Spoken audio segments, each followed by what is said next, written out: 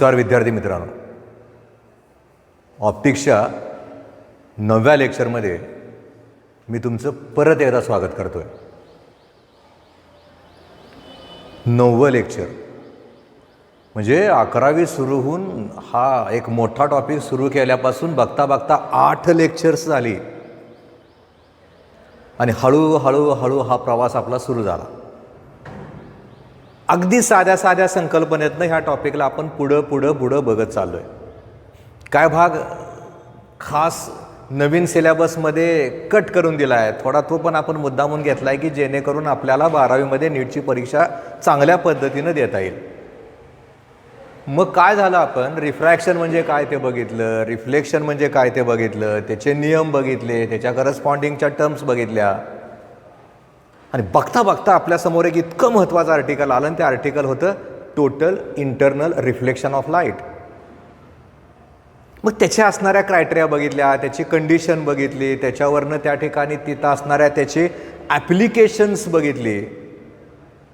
मी खरं तर मुद्दामून तुम्हाला ते पेरिस्कोप आणि बायनॅक्युलर घेतलं आहे.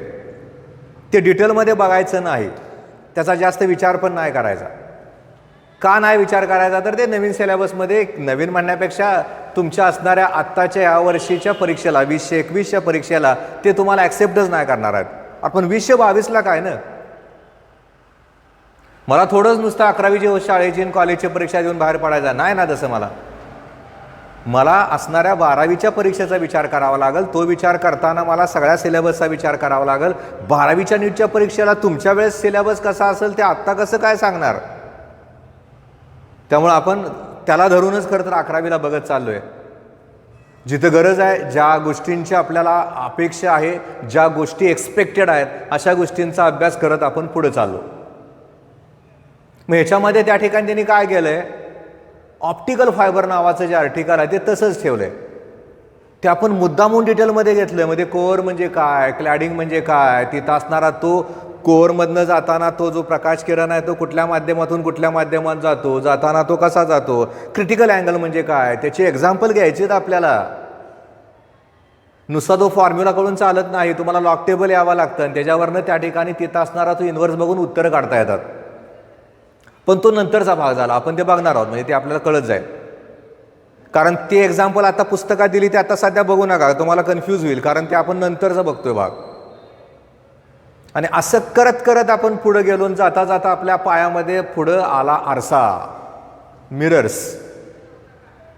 मग मिररच्या करस्पॉन्डिंगच्या ज्या टर्म्स होत्या, ज्या पुस्तकात इतक्या क्लिअर कट दिलेल्या नव्हत्या, त्या आपण इतक्या व्यवस्थित घेतल्यात की जर तुम्ही परत एकदा ती लेक्चर्स बघितली तर तुम्हाला जाणवल की अरे हे आता कळतंय, आपल्याला कळावं लागेल ते.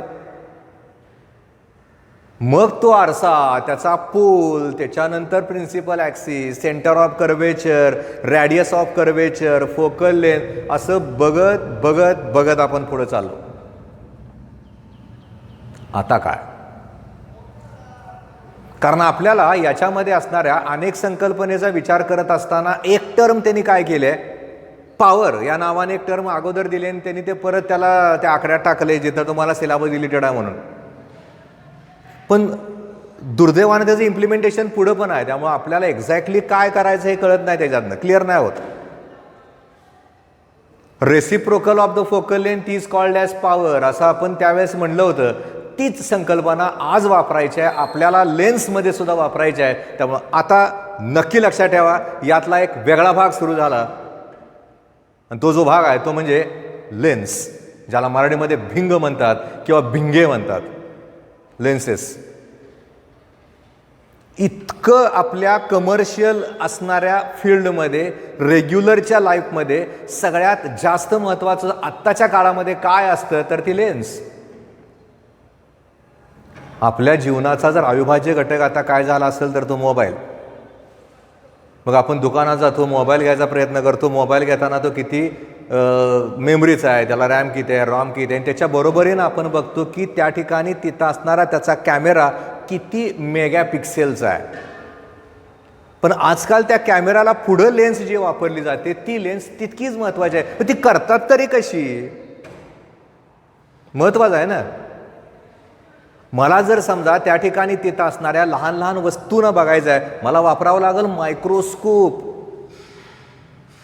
पॅथॉलॉजी लॅबमध्ये मायक्रोस्कोप असतो, रेग्युलरच्या बायोलॉजी लॅबमध्ये मायक्रोस्कोप असतो. मग हा मायक्रोस्कोप तयार कसा करतात बघावं लागेल ना आपल्याला. ते बघतोय आपण यावर्षीच्या 11वीच्या पुस्तकात. टेलिस्कोप, मला दूरवरच्या वस्तूंना बघायचं आहे, मला टेलिस्कोप वापरावं लागेल. हा जो टेलिस्कोप आहे तो आपल्याला आता यावर्षीच्या 11वीच्या पुस्तकातनं सिलेबसमध्ये आहे का? नाही, त्याला काढून टाकले त्याने. म्हणजे आपल्याला पुस्तकात आहे पण 11वीच्या यावर्षीच्या तुमच्या विद्यार्थ्यांना ते काढून टाकले, कारण आता शाळा तर दिवाळीनंतर सुरू होणार आहेत. अजून किती कट करतील काय नाही माहिती, सगळं वेगळंच झाले ते. आणि अशा या परिस्थितीमध्ये त्या ठिकाणी तिथं असणारी ती जी लेन्स आहे ती सगळ्यात महत्त्वाचं काम करते, अतिशय महत्त्वाचं काम करते. कारण मी आत्ता जसं म्हणलं त्या पद्धतीनुसार तुमच्याकडं साधं गोष्ट आहे, तुम्हाला जर त्या ठिकाणी तिथं असणाऱ्या त्या घड्याळातल्या काय गोष्टी बघायच्या झाल्या किंवा एखादा वॉचमेकर म्हणतात त्याला, घड्याळजी म्हणतात मराठीमध्ये, त्याला जर घड्याळात रिपेअर करायचं झालं तर नुसत्या डोळ्यानं घड्याळाचे लहान लहान पार्ट दिसतात का? नाही दिसणार ना. तो डोळ्याला जो लावतो तो लेन्सच असतो. साधी एक लेन्स त्याने लावली असते, कॉन्व्हेक्स लेन्स. भविष्य बघणं तर आपल्याला आवडतं, म्हणजे काय का असं ना पण बघायची सवय आपल्याला. हात बघितलं जातं बऱ्याच वेळा. हस्तरेषेवरनं भविष्य बघणारे जे हातामध्ये वापरतात ती पण एक लेन्सच आहे. आजकाल जवळजवळ 30 ते 40% विद्यार्थ्यांना चष्मा आहे. विद्यार्थ्यांना म्हणतोय, आमच्यासारखे 40 वर्ष क्रॉस करून पुढे गेल्यानं चष्मा असतोच, तो वेगळा भाग झाला. 40 नाव त्याच्यावर पडलं ना. त्यामुळं तिथं असणारा तो चष्मा, मग आपण काय करतो, डोकं दुखतंय, मला दिसत नाही, मला लांबचं दिसत नाही, मला जवळचं दिसत नाही, या सगळ्यासाठी आपण कुठल्या ना कुठल्या डॉक्टरकडे जातो. तो तुम्हाला नंबर काढून देतो आणि त्या नंबरवरनं चष्मा तयार करतो आपण. अरे तो चष्मा तयार करतात तरी कसं? त्याला लेन्स मेकर्स इक्वेशन नावानं आपल्याला या पुस्तकात दिलंय. प्रत्येक ठिकाणी तिथं असणारी ती जी लेन्स आहे त्या लेन्समध्ये वेगवेगळ्या पद्धतीनं फोकल लेंथ असतात. मग आपल्याला कळतच नाही कायचा नंबर पॉझिटिव्ह आहे, कायचा नंबर निगेटिव्ह आहे, काय ना. दोन्ही नंबर असतात. 40 क्रॉस केल्यानंतर त्याला जवळ दिसत नाही, लांबचं दिसतं, त्याला तो नंबर पॉझिटिव्ह येतो. +1, +1.5, 1.75, 2 असे नंबर त्याचे वाढत जातो. अरे पण त्याला जो चष्मा आहे, प्रत्येकाला एकच चष्मा चालतो का? नाही ना चालत.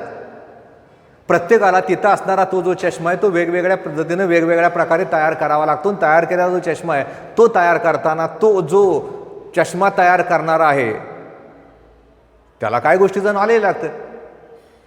त्याला त्या ठिकाणी नंबर तयार करताना त्या ठिकाणी तिथं असणारा एक फॉर्म्युला तयार करावा लागतो. तो कसा या असणाऱ्या आर्टिकलमध्ये बघतो. त्यामुळे नक्की लक्षात ठेवा, या भागामध्ये आपल्याला लेन्सचा विचार करायचा आहे. आणि लेन्सचा विचार करताना आपल्या डोळ्यासमोर असतं की लेन्स म्हणल्यानंतर त्या ठिकाणी तिथं असणारी ती जी लेन्स आहे ती लेन्स 2च भागामध्ये विभागली जाते. आपलं नॉलेज कुठल्या 2 भागामध्ये, एकतर तिथं असणारी ती जी लेन्स आहे ती एकतर कॉन्व्हेक्स असेल किंवा त्या ठिकाणी तिथं असणारी ती जी लेन्स आहे ती कॉन्केव्ह असेल. एवढाच प्रकार आपल्याला माहिती असतो. मुळात तसं नाही होत. ज्यावेळेस आपण त्या ठिकाणी तिथं असणाऱ्या त्या लेन्सचा विचार करतो त्यावेळेस तिथं असणारी ती लेन्स कदाचित अशा प्रकारची असेल, कदाचित त्या ठिकाणी तिथं असणारी ती जी लेन्स आहे ती या प्रकारामध्ये असेल, कदाचित तिथं असणारी ती जी लेन्स आहे ती लेन्स तुम्हाला या प्रकारची पण दिसेल, किंवा त्या ठिकाणी तिथं असणारी ती जी लेन्स आहे ती तुम्हाला या प्रकारची पण दिसेल, किंवा त्या ठिकाणी तिथं असणारी ती जी लेन्स आहे ती लेन्स तुम्हाला या प्रकारची सुद्धा दिसते, किंवा त्या ठिकाणी तिथं असणारी ती जी लेन्स आहे ती लेन्स तुम्हाला या प्रकारची सुद्धा दिसते. म्हणजे आपल्याला त्या ठिकाणी तिथं असणाऱ्या त्या लेन्सचा विचार करताना वेगवेगळ्या प्रकारच्या लेन्सचा विचार करावा लागतो. म्हणजे आतापर्यंत आपण जे नॅरो माइंडनं चालत होतो, घोडं जसं झापड जावल्यावर चालतं तसं चालत होतो, तसं नाही ना. आता यात बदल बघावा लागेल ना आपल्याला.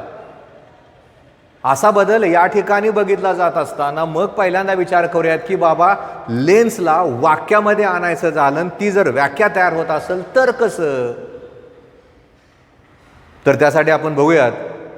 मी वाक्य सांगतो, वाक्य नीट ऐका. Lens is an optically transparent medium bounded by 2 spherical surfaces or one spherical and one plane surfaces. वाक्य कसं केलंय बघा. Lens is an optically transparent medium.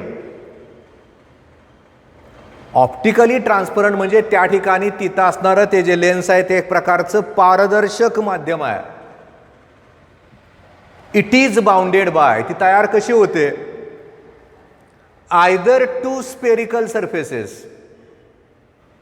कदाचित त्या ठिकाणी तिथं असणारी ती जी लेन्स आहे त्याला दोन स्पेरिकल सरफेसेस असतील. इथं बघा, इथं दोन स्पेरिकल आहेत, इथं दोन स्पेरिकल आहेत, इथं दोन स्पेरिकल आहेत, इथं दोन स्पेरिकल आहेत. Or either one spherical or one plane surface. म्हणजे कदाचित त्या ठिकाणी तिथं असणारी ती जी लेन्स आहे त्या लेन्सला दोन स्पेरिकल सरफेसेस असतील, किंवा त्या ठिकाणी तिथं असणारी ती जी लेन्स आहे त्याला एक स्पेरिकल आणि एक प्लेन सरफेस असं असू शकतं. त्यामुळे लेन्सची व्याख्या नीट लक्षात ठेवा. अजून आपण त्याच्या करस्पॉन्डिंगच्या टर्म्स बाकीच्या बघितलेल्याच नाहीत. आपण फक्त इनिशिएट झालो की बाबा त्या ठिकाणी तिथं असणारी ती लेन्स एक्झॅक्टली कशी, काय करावं लागेल, त्याच्यासाठीच्या टर्म्स आपल्याला कशा असू शकतात ते बघायचं आहे आपल्याला. आणि तसं बघत असताना एक लक्षात ठेवा, इथं ही लेन्स तयार करताना खरं तर हा एक स्पियर झाला, या ठिकाणी इथे एक स्पियर झाला, याच्यापासून ही लेन्स तयार झाली. इथं पण या पद्धतीने या ठिकाणी इथं असणारा स्पियर झाला, हा इकडच्या बाजूला स्पियर झाला, ही दुसऱ्या प्रकारची लेन्स तयार झाली. कदाचित ही प्लेन असेल, इकडे एक स्पियर असेल, इकडच्या बाजूला स्पियर असेल, किंवा या प्रकारचे दोन स्पियरपासून तिथं असणारी ती जी लेन्स आहे ती तयार केली गेली असेल. आणि अशी लेन्स तिथं तयार करताना जर समजा त्या ठिकाणी तिथं असणारी ती जी लेन्स आहे त्याला या पद्धतीने विभागलं जात असेल तर त्या ज्या लेन्स आहे त्याला आपल्याला वेगवेगळ्या पद्धतीनं लेबलिंग करावं लागेल, त्याला तिथं नावं द्यावी लागतील. आणि अशी नावं तिथं देत असताना ती नावं द्यायची तर कशी, नीट बघा. मी जर समजा या पद्धतीनं त्या ठिकाणी तिथं असणाऱ्या त्या लेन्सचा विचार करतोय आणि असा विचार इथं करत असताना जर समजा अशा प्रकारची लेन्स मी फळ्यावर दाखवलेली असेल ज्याला दोन कॉन्व्हेक्स सरफेसेस आहेत, ती जी लेन्स आहे त्याला बायो कॉन्व्हेक्स लेन्स या नावानं ओळखतात, किंवा याला डबल कॉन्व्हेक्स लेन्स या सुद्धा नावानं ओळखतात. जर हे असं असेल तर याला तसंच नाव द्यावं लागेल, याला सुद्धा बायो कॉन्केव्ह लेन्स किंवा डबल कॉन्केव्ह लेन्स या नावानं याला ओळखलं जाऊ शकतं. बायोचा अर्थ तुम्ही बायोलॉजिकल नका घेऊ, डबल या अर्थानं घ्या. डबल कॉन्केव्ह आहे, डबल कॉन्व्हेक्स आहे. मग हे मुख्य प्रकार झाले. आपण जे कॉन्केव्ह आणि कॉन्व्हेक्स नुसतं म्हणतो ते म्हणजे याच्या अर्थानं ते वापरलं गेलं. पण जर इथं बघितलं तर इथं वेगळंच दिसतंय आपल्याला. एक प्लेन दिसतंय, एक कॉन्व्हेक्स दिसतंय. याला ज्या कुठल्या नावानं ओळखतात, प्लेनो कॉन्व्हेक्स लेन्स या नावानं ओळखतात, तर याला प्लेनो कॉन्केव्ह लेन्स या नावानं ओळखावं लागेल. एक बाजू प्लेन, एक बाजू कॉन्केव्ह, प्लेनो कॉन्केव्ह. एक बाजू प्लेन, एक बाजू कॉन्व्हेक्स, प्लेनो कॉन्व्हेक्स लेन्स. मग इथं काय, अशी नावं इथं दिली जात असताना पुढं पण काय तर वेगळं दिसतंय ना आपल्याला. जर या पद्धतीनं त्या ठिकाणी तिथं असणारी ती लेन्स असेल तर याचं नाव लक्षात ठेवा, याला कॉन्केव्ह कॉन्व्हेक्स लेन्स या नावानं ओळखतात. इकडं उलट होईल, इथं आपल्याला विचार करावा लागेल कॉन्व्हेक्स कॉन्केव्ह लेन्स. म्हणजे जर समजा तुम्हाला तुमच्या असणाऱ्या 11वीच्या परीक्षेमध्ये जर प्रश्न विचारला explain different types of lenses, तर आपण या पद्धतीनं त्या ठिकाणी तिथं असणाऱ्या त्या लेन्सच्या डायग्राम काढून आपण तिथं असणारं ते जे उत्तर आहे ते उत्तर लिहू शकतो. तसं उत्तर तिथं लिहिताना रिपीट बघा काय केलंय मी ते. याचा विचार करताना बायो कॉन्व्हेक्स लेन्स आहे, दोन कॉन्व्हेक्स सरफेस आहे, त्याला कम्पेअर केलं तर डबल कॉन्व्हेक्स लेन्स झालं किंवा बायो कॉन्केव्ह लेन्स झालं. बायो कॉन्केव किंवा डबल कॉन्केव लेन्स याला म्हटलं जातं. याचा विचार करताना एक बाजू प्लेन आहे, एक बाजू कॉन्व्हेक्स आहे, म्हणून त्याचं नाव झालं प्लेनो कॉन्व्हेक्स लेन्स. इथं सुद्धा एक बाजू प्लेन आहे, एक बाजू कॉन्केव आहे, याचं नाव झालं प्लेनो कॉन्केव लेन्स. जर इथं बघितलं तर एक बाजू कॉन्केव आहे, एक बाजू कॉन्व्हेक्स आहे. वाचताना ही बाजू पहिल्यांदा वाचायची, नंतर ही वाचायची, नक्की लक्षात ठेवा. त्यामुळे याला म्हणताना कॉन्केव कॉन्व्हेक्स लेन्स. याचा विचार करताना कॉन्व्हेक्स कॉन्केव लेन्स उलटं सुलटं येतंय, त्या पद्धतीने त्या डायग्रॅम्स काढावं लागतील. डायग्रॅम्स कशा काढल्यात, कशा तयार केल्यात त्या नीट बघा, फळ्यावर दिसतंय आपल्याला. कारण आपल्याला अशा प्रकारच्या डायग्रॅम काढल्यानंतर घरात जाऊन त्याचं प्रॅक्टिस करतोय आपण. घरी आपण नुसतं बघायचं नाही आहे, ते वहीमध्ये कागदावर लिहून काढा. परत परत सारखं तेच मला सांगावं लागतंय. कारण ह्याच्याशिवाय डोक्यात काय बसणार आहे? असं नुसतं एखादं यूट्यूबवरचं पिक्चर बघितल्यासारखं नका बघू. हे वेगळं आहे. ह्याच्यावर तुमचं लाईफ आहे. कारण जरी समजा पुन्हा फिजिकली आपण एकमेकाच्या समोर आणून जरी शिकवायचं झालं तरी तुम्हाला तेवढे दिवस मिळणार नाहीत, नक्की नाहीत मिळणार आहे. बदल करावा लागेल आपल्याला. त्यामुळे असा बदल करताना आपण पहिल्यांदा लक्षात ठेवायचं आहे की आपण विचार करताना लेन्सचा विचार करतोय, लेन्सच्या प्रकाराचा विचार करतोय. वाक्य तर मी तयार केलं. Lens is an optically transparent medium bounded by either two spherical surfaces or one plane and other spherical surface. सोपं वाक्य आहे. येतं आपल्याला ते. थोडंसं वाचायचं, थोडं लक्षात ठेवायचं, थोडं लिहून काढायचं, पाटी पेन्सिलनं उतरायचं, कळतंय ते. म्हणजे या पद्धतीनं त्या ठिकाणी तिथं असणाऱ्या त्या लेन्सचा विचार आपल्याला नक्की करावा लागेल. तो करता येतो ना, आपण करतोय. असं सगळं या पद्धतीनं इथं केल्यानंतर आता काय करावं लागेल आपल्याला? ही जी लेन्स आहे, या लेन्ससाठी आपल्याला वेगवेगळ्या टर्म्सचा वापर करता येतो. वेगवेगळ्या टर्म्सचा वापर करत असताना तिथं असणारी ती जी लेन्स आहे त्याचा वापर करायचा कसा, त्या टर्म्स कशा वापरायच्या किंवा त्या टर्म्स इम्पॉर्टंट आहेत का? नक्कीच आहेत. सेपरेट मेन्शन पुस्तकामध्ये जरी नसतं केलं तरी आपल्याला त्याच्यामध्ये असणाऱ्या ज्या इम्पॉर्टंट टर्म्स आहेत त्या नक्की बघाव्या लागतील. त्यामुळे 100% लक्षात ठेवा, ज्यावेळेस आपण या असणाऱ्या वेगळ्या भागाला सुरुवात करतोय, आपण त्या ठिकाणी तिथं असणाऱ्या त्या आरशाचा विचार करताना सुद्धा वेगवेगळ्या टर्म्स वेगवेगळ्या पद्धतीनं आपण बघितल्या होत्या. तसंच आपल्याला इथं सुद्धा करावं लागेल. आणि या सगळ्या टर्म ज्या आहेत की ज्या आपल्याला एका मल्टिपल चॉईस क्वेश्चनचं उत्तर तर देतील, नसेल तर त्याच्या सहाय्यानं आपल्याला त्या ठिकाणी वेगवेगळ्या असणाऱ्या कॉन्सेप्टचा बेस म्हणून वापरता येईल. म्हणजे आता आपल्याला याच्यामध्ये विचार कशाचा करायचा आहे तर याच्यामध्ये विचार केला जात असताना आता मात्र आपण विचार करतोय इम्पॉर्टंट टर्म.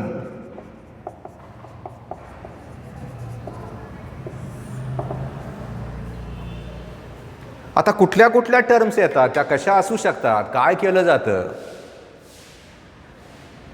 मुळात याच्यामध्ये मी काय करतोय, तिथं असणारी ती जी पहिली टर्म आहे ती तुम्हाला सांगतो. आणि ती जी टर्म आहे ती सेंटर ऑफ कर्वेचर.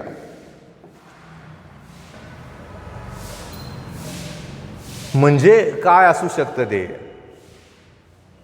जर समजा एखादी लेन्स तयार केली जात असताना असा विचार करूयात की हा एक स्पियर आहे आणि हा एक स्पियर आहे,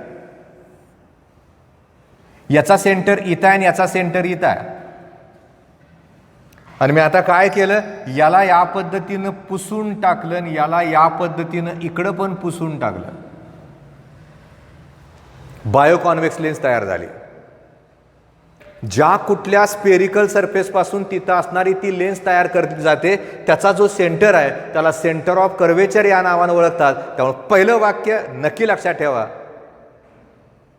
centre of spherical surface from which lens is form is called as centre of curvature.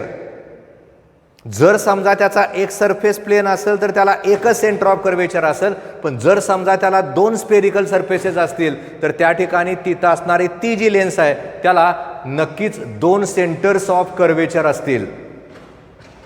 म्हणजे प्लेनो कॉन्व्हेक्सचा विचार करा, प्लेनो कॉन्केवचा विचार करा, त्याला एकच सेंटर ऑफ कर्वेचर झालं. जर सरळ किंवा प्लेन असेल तर त्याला सेंटर असेलच कसा, तो इन्फिनिटी असेल. त्यामुळे नक्की लक्षात ठेवायचं आहे, आपण ज्यावेळेस त्या ठिकाणी तिथं असणाऱ्या त्या लेन्सला फॉर्म करतोय, लेन्स तयार करतोय, तशी ती लेन्स तिथं तयार केली जात असताना ज्या कुठल्या लेन्सचा विचार आपण करतोय त्या असणाऱ्या स्पेरिकलचा विचार करतोय, ज्या कुठल्या स्पिअरपासून ती लेन्स तयार केली जाते त्याचे जे सेंटर्स आहेत त्याला सेंटर ऑफ कर्वेचर या नावानं ओळखतात. मग परत महत्त्वाची एक टर्म आपल्याला बघायची आहे, ती जी टर्म आहे ती म्हणजे रॅडियस ऑफ कर्वेचर.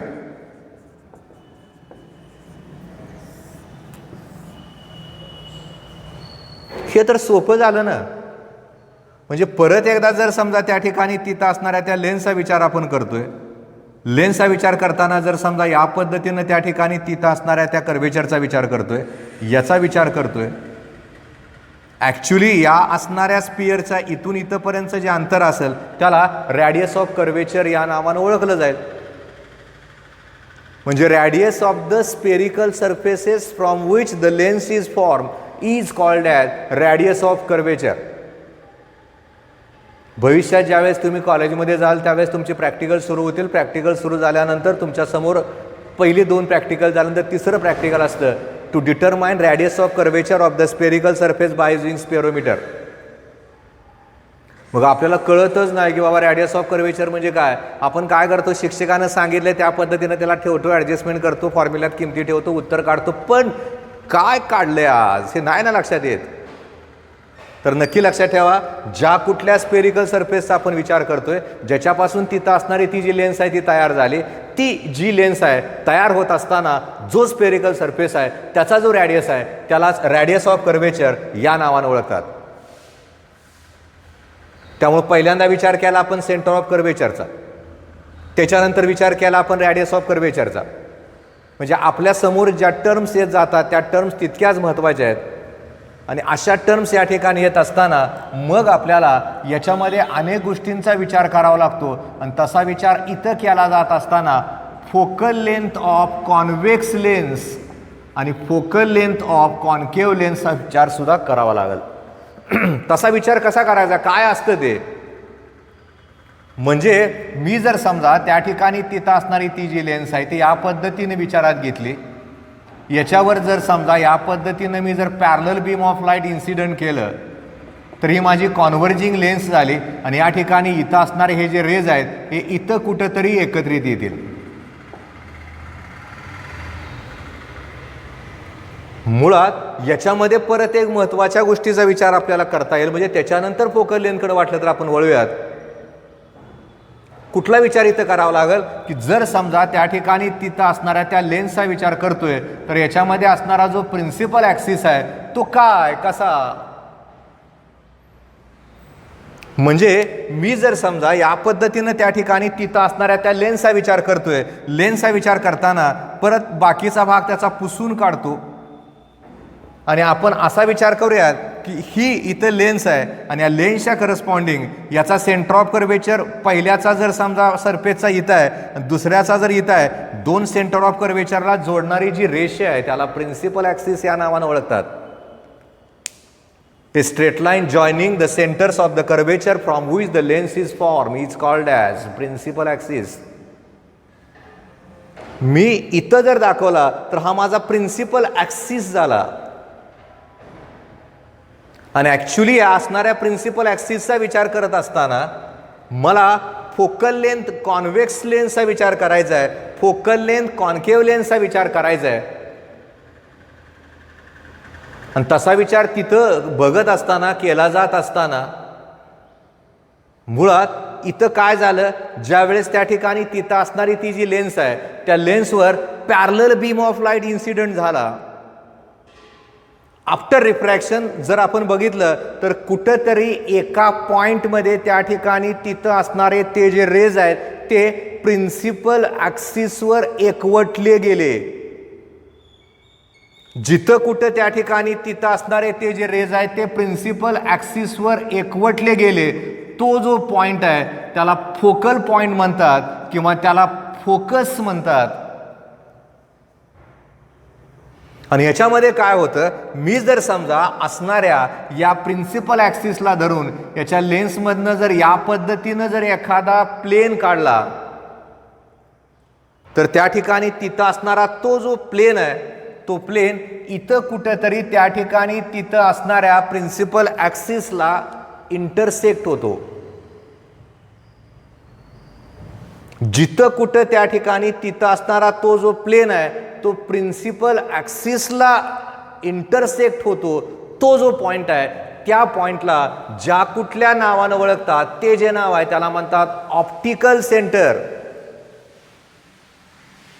मुळात खरं तर याला प्रिन्सिपल प्लेन म्हणतात. हे अनेकांना माहिती नसतं, म्हणजे आपण त्याचा विचारच करत नाही. पुस्तकात हे असं वेगळं इतकं डिटेल दिलं नाही. नुसतं पुढं जात असताना हे जर मागचे कॉन्सेप्ट तुम्हाला क्लिअर झालेच नाहीत तर फिजिक्स आणि लाईट सेक्शन तुमचा कोलॅप्स होईल. A plane passing through the centre of the lens is called as principal plane किंवा a plane passing through the centre of the lens and which is perpendicular to the principal axis is called as principal plane. त्यामुळे इथं मी principal plain दाखवलंय आणि या ठिकाणी इथं असणारा जो पॉइंट आहे त्याला ऑप्टिकल सेंटर म्हणतात. हे सुद्धा लक्षात ठेवा. म्हणजे आपल्याला नुसत्या प्रिन्सिपल ॲक्सिसचा विचार करून नाही चालत. या ठिकाणी ज्या टर्म्स येत चालल्या त्या टर्म्सचा विचार आपल्याला नक्की इथं करावा लागेल, तो करता येईल. त्यामुळे परत एकदा लक्षात ठेवा, आपल्याला त्या ठिकाणी विचार करत असताना, विचार केला जात असताना जे पुस्तकात क्लिअर दिलेलं नाही त्या कॉन्सेप्टचा आपण विचार करतोय. ज्या टर्म्स आपल्याला ऑप्टिक्समधल्या लेन्सला लागतात त्या सगळ्या टर्म्स आपण घेतोय. आपण डिटेलमध्येच घेणार आहोत. आपण इतकं फास्ट आणि नुसतं वर्ण नाही शिकवणार आहोत, त्याची गरजच नाही आपल्याला. कारण आपल्याला नुसतीच 11वीची परीक्षा द्यायची नाही ना. 11वीच्या परीक्षेवर कुठलं ॲडमिशन नसतं. ॲडमिशन ज्याच्यावर असतं ती CET, नीट, JEE कॅन्सल होत नाहीत परीक्षा. झाली नीट बघता बघता, आता CET होईल ऑक्टोबरमध्ये, JEE झाल्या, होणारच आहे सगळ्या परीक्षा. ह्या कुठल्या परीक्षा टाळता येणार नाहीत. त्यामुळे अजिबात बेसावध नका राहू. परत लक्षात ठेवायचं आहे, आपण ज्यावेळेस सेंटर ऑफ कर्वेचरचा विचार करतोय त्यावेळेस ज्या कुठल्या लेन्सचा विचार करतोय त्या लेन्सचा विचार करताना ज्या कुठल्या स्पेरिकल सरफेसपासून तिथं असणारी ती जी लेन्स आहे तयार झाली त्याचा जो सेंटर आहे त्याला सेंटर ऑफ कर्वेचर या नावानं ओळखतोय. Centres from which the lens is form किंवा centres of the spherical surfaces from which lens is form is called as centre of curvature. Radius of कर्वेचरचा अर्थ काय झाला? Radius of spherical surfaces from which lens is form. किती सोपी वाक्य आहेत बघा. कळतं ना आपल्याला. त्यामुळं हळूहळू चालल्यामुळे लक्षात राहतं आपल्या. मी ज्यावेळेस फोकल लेन्थचा विचार करतो त्यावेळेस मला या सगळ्या टर्म्सचा विचार करावा लागतो, म्हणून मी तुम्हाला त्या टर्म सगळ्या सांगत चाललोय. आणि तसा विचार तिथं करत असताना प्रिन्सिपल ॲक्सिस कुणाला म्हणतोय आपण? A straight line joining the centres of the curvature of spherical surfaces from which lens is form is called as principal axis. नक्की ही डायग्राम लक्षात ठेवा. आपण त्या ठिकाणी तिथं असणाऱ्या त्या लेन्सचा विचार करत असताना ज्या कुठल्या स्पेरिकल सरफेसपासून तिथं असणारी ती लेन्स तयार झाली त्याच्या सेंटर्सना जोडणारी जी सरळ रेषा आहे त्यालाच ज्या नावानं ओळखतात ते जे नाव आहे ते म्हणजे प्रिन्सिपल ॲक्सिस. आणि एक प्लेन बघतोय आपण. ए plain passing through the center of the lens and which is perpendicular to the principal axis is called as principal plane of the lens. आपण कधी काळी एक वाक्य बघितलं होतं जे कार्टेशियन साइन कन्व्हेन्शनसाठी होतं. Distances are always measured from pole of the mirror or optical centre of the lens. मग आत्ता डोक्यात येते, अरे ऑप्टिकल सेंटर म्हणजे काय? जिथं हे प्रिन्सिपल प्लेन आहे, जिथं प्रिन्सिपल ॲक्सिस आहे, दोघं जिथं एकमेकाला इंटरसेक्ट होतात असा जो पॉइंट आहे त्याला ऑप्टिकल सेंटर या नावानं ओळखतात. त्यामुळे ते पण एक वाक्य तयार झालं. हे point of intersection of principal axis and principal plane is called as optical centre. ह्याच्यामध्ये अजून एक खरं तर टर्म येते. ती जी टर्म आहे त्याला नाव दिलं जातं फोकल प्लेन. म्हणजे दोन प्लेन मधला फरक कळायला लागतो आपल्याला. मुळात मी काय म्हणलो होतो बघा, मी आता विचार करताना पहिल्यांदा विचार केलाय कॉन्व्हेक्स लेन्स हा बहिर्वक्र भिंग, मराठीमधलं अगदी स्पष्ट आणि सोपं त्याचं नाव. when a parallel beam of light is incident on one surface of the convex lens, after refraction the rays of light converges म्हणजे एकत्रित येणं. आपण बघितलंय मागे एकदा. converges at a single point. This point is called as focal point, and distance between optical center and focal point is called as focal length. Optical centre आणि focal point याच्यामधलं जे अंतर आहे त्याला फोकल लेंथ म्हणतात. आणि लगेच डोक्यात एक गोष्ट क्लिक करून घ्या. कॉन्व्हेक्स लेन्सची फोकल लेंथ पॉझिटिव्ह असते आणि कॉन्केव्ह लेन्सची फोकल लेंथ निगेटिव्ह असते. निगेटिव्हच वापरायची आहे ते आपल्याला. गणितात त्याचा वापर करावा लागणार ना आपल्याला. टफ आहेत गणित याची, सोपी नाही जायत. त्यामुळे तिथं लक्षात ठेवताना पहिल्यांदा विचार करावा लागेल की बाबा त्या ठिकाणी तिथं असणारा तो ऑप्टिकल सेंटर म्हणजे एक्झॅक्टली काय आहे, फोकल पॉइंट म्हणजे काय आहे ते इथं कळतं आपल्याला, नाही तर कळणारच नाही. आपण ज्यावेळेस या पद्धतीनं त्या ठिकाणी विचार करतोय त्यावेळेस हा माझा फोकल पॉइंट झाला. आणि फोकल पॉइंटमधनं जर समजा एखादं प्लेन पास केलं या पद्धतीनं तर तिथं असणारं ते जे प्लेन आहे त्याला ज्या नावानं ओळखतात ते जे नाव आहे ते म्हणजे त्याला म्हणतात focal plane. A vertical plane passing through the focus or focal point of the lens is called as focal plane of the lens. एवढं नक्की लक्षात ठेवायचं. बरं, हे बघता बघता आता काय झालं, तुम्ही म्हणणार की सर आता तुम्ही विचार केलाय कॉन्व्हेक्स लेन्सचा, मग कॉन्केव्हला काय? ज्यावेळेस आपण त्या ठिकाणी तिथं असणाऱ्या त्या करस्पॉन्डिंग असणाऱ्या कॉन्केव्ह लेन्सचा विचार करतो तर तसा विचार तिथं केला जात असताना मग मी जर समजा ती जी लेन्स आहे ती दाखवली जात असताना ती अशी दाखवली. आता याचा सेंटर ऑफ कर्वेचर इकडे येईल, याचा सेंटर ऑफ कर्वेचर इकडे येईल. ह्याचं कसं होतं, याचा सेंटर ऑफ कर्वेचर इकडे आणि याचा इकडे येतो. हा पहिला सरफेस, हा दुसरा सरफेस. हा पहिल्याचा इकडच्याच बाजूला आला, दुसऱ्याच्या पलीकडच्या बाजूला गेला, पण पहिल्याचा या बाजूला गेला आणि दुसऱ्याचा या बाजूला आला. म्हणजे फरक कळतो आपल्याला. मी आता तुम्हाला म्हटलं की जर समजा या पद्धतीने इथं असणारा भाग जर मी डॉटेड दाखवला तर तुम्ही म्हणणार की सर ते त्या ठिकाणी प्रिन्सिपल प्लेन आहे आणि मी नुसता डॉट इथं केला का, तुम्ही काय म्हणणार, अरे सर ते ऑप्टिकल सेंटर आहे की. हायच तर ते ऑप्टिकल सेंटर. मी आता परत एकदा काय करणार आहे, याच्यावर त्या ठिकाणी तिथं असणाऱ्या पॅरलल बीम ऑफ लाईटला पाठवणार आहे. आता काय होईल, हे जे रेज आहेत ते रेज आता या ठिकाणी कॉन्व्हर्ज नाही होणार, ते डायव्हर्ज होतील, ते असे जातील. आणि डायव्हर्ज होत असताना इथं कुठंतरी त्या ठिकाणी तिथं असणारे ते जे रेज आहेत ते रेज एकत्रित आल्यासारखे भासतील म्हणतोय मी, म्हणजे तिथं आभासी झालं. ते जिथं कुठं एकत्रित आल्यासारखे भासणार आहेत तो जो पॉइंट आहे त्याला आपण आता नक्की नाव देऊ शकतो फोकस.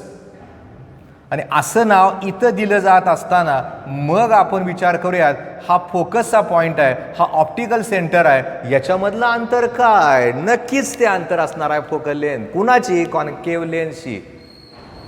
म्हणजे असं डिटेलमध्ये दिलंय का तिच्यात कळत नाही ते. बघा असं लगेच पुढं पुढं सरकल्यासारखं झालंय. आणि तुम्हाला मागे इतकं क्लिअर झालं असतं असं मला वाटत नाही. त्या वयात ते कळत पण नाही. ते तिथं कसं समजलं जातं हा वेगळा भाग झाला. पण माझी मानसिकता काय आहे, अरे हा माझा विद्यार्थी आहे, याला आता पुढं जायचं आहे, त्याला वेगवेगळ्या परीक्षा द्यायच्यात. अशा परिस्थितीमध्ये त्याला याचा विचार नक्की करावा लागेल. म्हणजे इथे विचार करत असताना Wien parallel beam of light is incident on A one surface of the concave lens, then after refraction the rays are diverges and appears to come from a single point on one side of the lens. This point is called as focal point or focus, and distance between optical center and focus is called as focal length. म्हणजे आपल्या समोर या पद्धतीनं त्या ठिकाणी तिथं असणाऱ्या त्या कॉन्सेप्टला बघावं लागतं. ते बघितल्याशिवाय आपण पुढे जाऊ शकत नाही. म्हणजे आज काय केलं बघा, जे डिटेलमध्ये गरजेचं आहेत असे सगळे पॉईंट आपण बघत बघत बघत बघत पुढे गेलो. मग वेगवेगळ्या टर्म्स आपण बघितल्या, यातल्या सगळ्या टर्म्स ज्या आत्ता मी सांगितल्या त्या नीट लिहून काढा तुम्ही. त्यामुळे आजच्या आर्टिकलला बघितलंय, मुळात या ज्या संकल्पना आहेत त्या घेऊन त्याची शिदोरी जवळ घेऊन आपल्याला लाईट सेक्शनचा अभ्यास करावा लागतो, आणि तो करतोय आपण, करणार आहोत. त्यामुळे आपण आज लेन्सला सुरुवात केली, अजून डेरिवेशन आहेत मोठी मोठी याच्यामध्ये. जो भाग डिलीट केला आहे, ज्याचा वापर आपण फारसा करणार नाही आहोत, अशांना मी तात्पुरतं बाजूला ठेवणार आहे. सगळंच नाही बाजूला ठेवणार आहे, काय भाग मी त्यातला जरी त्यांनी डिलीट केला तरी मुद्दामून घेणार आहे, कारण त्याची गरज मला 12वीतल्या असणाऱ्या लाईट सेक्शनला लागणार आहे. मी शिकवणार ना 12वीत तुम्हाला. त्यामुळे या पद्धतीनं 11वीतनं 12वीत जाताना याचा विचार आपल्याला करावा लागतो. त्यामुळं आज आपण जे बघितलं आहे, लेन्सचे प्रकार बघितले, कॉन्व्हेक्स म्हणजे काय, कॉन्केव्ह म्हणजे काय, बायो कॉन्केव्ह नावं बदलली, प्लेनो झालं, कॉन्केव्ह कॉन्व्हेक्स झालं, कॉन्व्हेक्स कॉन्केव्ह झालं, कॉन्केव्ह कॉन्व्हेक्स झालं. आणि त्याच्यामध्ये ज्या इम्पॉर्टंट टर्म्स आपण सतत वापरणार आहोत त्या सगळ्या टर्म्स आपण बघत गेलो. मग सेंटर ऑफ कर्वेचर म्हणजे काय, रॅडियस ऑफ कर्वेचर म्हणजे काय, करस्पॉन्डिंग असणार ऑप्टिकल सेंटर म्हणजे काय, प्रिन्सिपल प्लेन म्हणजे काय, फोकल प्लेन म्हणजे काय, फोकल लेंथ कॉन्व्हेक्स लेन्सची कशी, फोकल लेंथ कॉन्केव्ह लेन्सची कशी, हे बघितलं आपण आज, मुद्दामून बघितलं आपण. ते प्रत्येक वाक्य मी सांगत असताना तुम्ही 2-3 वेळा बघा, बघितल्यानंतर लिहून काढा. लिहिलेलं जे असेल ते व्यवस्थित तुमच्या वहीमध्ये ठेवा. भविष्यात आपण एकत्रित येणार आहोत, आपण एकमेकाच्या समोर येणार आहोत, त्यावेळेस मी ते वहीमध्ये बघणार आहे तुमचं. आम्ही नुसतं बोलत नाही, ते करत राहतो. त्यामुळे तुम्हाला नक्की ते करावं लागेल. त्यामुळे आज या ठिकाणी या असणाऱ्या लेक्चरसाठी लेन्सचा जो भाग आहे त्याची सुरुवात आपण केलेली आहे. आज इथं थांबतोय. याच्यानंतरच्या लेक्चरला याच्यातले एक एक्सप्रेशन आपण बघतोय. त्यामुळे ते एक्सप्रेशन बघण्यापूर्वी या सगळ्या टर्म्स नक्की वाचा, पाठ करा, लिहून काढा. धन्यवाद.